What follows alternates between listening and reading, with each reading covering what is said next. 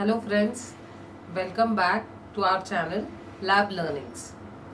Today I'm going to discuss with you about marker for diabetes, that is glycosylated hemoglobin, also called as HbA1c or glyco-HB. So last time we had discussed about fasting sugar and post-lunch sugar and variables in that. So why is this test indicated and what are the advantages of this test? As you know, diabetes is on rise. We are the diabetic capital as India. So what do?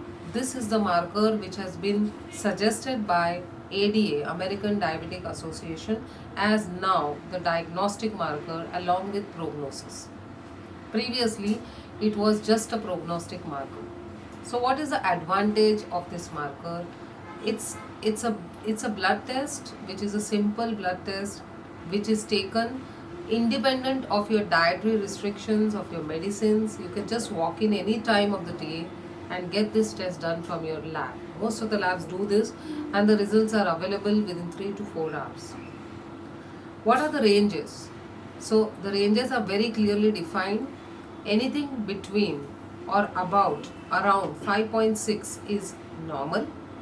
5.7 to 6.3 is pre-diabetic or impaired GTT or borderline diabetes.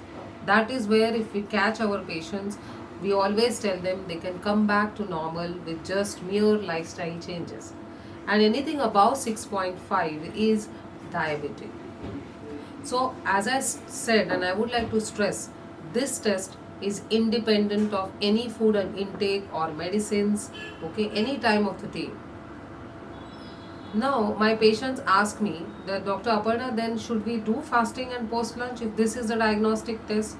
The answer is no, because the fasting and the post lunch are governed and controlled by what you eat in the last 12 hours, but it gives you a tighter the tighter control of sugars. For example, if the patient is suddenly hypoglycemic or hyperglycemic, that value you will need to monitor with the fasting or the random blood sugar level. So it complements it. The second most important thing in glycosylated hemoglobin is prognosis. That means how is the patient doing or how are you doing when you are self-monitoring as per your past 3 months value.